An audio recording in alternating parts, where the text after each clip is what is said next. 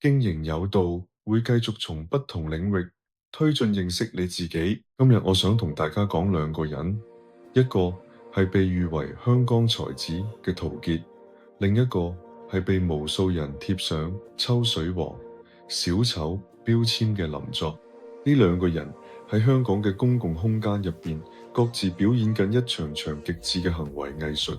陶傑當年得到武俠大師金庸親自提拔，喺傳媒界寫咗幾十年專欄，主持商台王牌節目《光明頂》，用最優雅辛辣嘅文字拆解地緣政治，滿足中產嘅優越感。而林作，英國牛津名校畢業，本來係大律師，卻跑去賣保險，因為言論過火被炒。佢曾經喺 IG 扮演鹹濕低能嘅角色，周圍開火挑機，甚至搞到要同鍾培生打百萬擂台。但奇就奇在，當全香港人都以為林作只係一個無底線嘅小丑時，佢最近喺 YouTube 頻道《神經俠侶》入面，竟然搖身一變，開始推崇斯多葛學派，變成一個講哲學、講人生態度嘅智者。今集我哋透過陶傑與林作，重新睇清楚你生活嘅底層邏輯。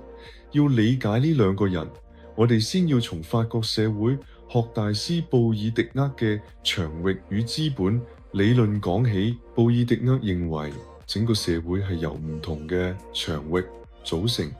例如有政治場域、文化場域、網絡場域，而每個人喺場域入邊都要利用自己手上嘅資本去爭取位置。陶傑玩嘅係傳統文化場域，佢手上有全香港最頂級嘅文化資本，英國名校學歷、金融嘅提拔、幾十年累積嘅讀者群。佢嘅底層邏輯係用一種高高在上、極具自性優越感嘅方式去對呢個世界指點江山。喺傳統媒體嘅場域入邊，佢係無可替代嘅王者。而林作呢？林作牛津畢業，本來擁有同陶傑一模一樣嘅精英資本，但佢做咗一個令所有人震驚嘅選擇。佢選擇背叛自己嘅階級，跳進咗全新嘅網絡流量場域。喺演算法主導嘅網絡世界入邊，傳統嘅優雅規矩全部都追唔上流量。林作睇穿咗呢個場域嘅遊戲規則，所以佢自願將面具撕爛。喺 IG 嘅形象係樣衰、鹹濕、低能，甚至四處挑機。你以為佢癲咗，其實佢用緊黑粉嘅憤怒去換取現代社會最值錢嘅新資本——注意力資本。除咗社會學，喺哲學上，存在主義大師沙特提出過一個好深刻嘅概念，叫自欺。沙特舉過一個例子，一個茶餐廳嘅侍應，如果佢每日返工都極度用力去扮演一個完美嘅侍應，將自己嘅一舉一動、微笑、語氣都變成好似一個機械人咁，去符合社會對呢個職位嘅期望，呢個就叫做自欺。因為佢抹殺咗自己作為人類嘅自由同主體性，將自己變成咗一件工具。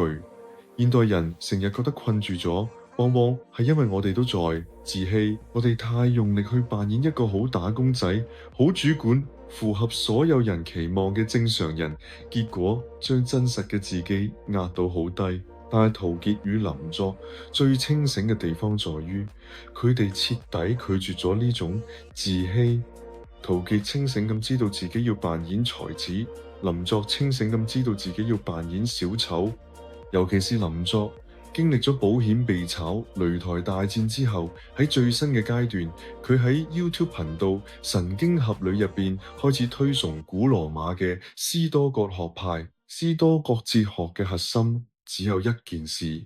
分清楚乜嘢係你控制到嘅，乜嘢係控制唔到嘅。外在嘅名譽、保險公司嘅合約、網民嘅辱罵，全部都係控制唔到嘅外在嘢，而你唯一控制到嘅係自己嘅內心。當你回頭睇林作以前嗰啲低能嘅挑機行為，你會發現佢其實一早就用最極端嘅方式去實踐斯多葛學派嘅人生實驗，主動追求俾人鬧、俾人憎，去測試自己心靈對外喺世界評價嘅承受能力。無論係寫咗幾十年專欄，喺光明頂指點江山嘅陶傑，定係從 IG 低能兒進化到斯多葛智者嘅林作？佢哋都用咗自己嘅方式，拒絕咗社會分派俾佢哋嘅標準劇本，拒絕咗沙特所講嘅自欺，自由咁創造咗自己嘅命運，活出咗一場大型嘅個人行為藝術。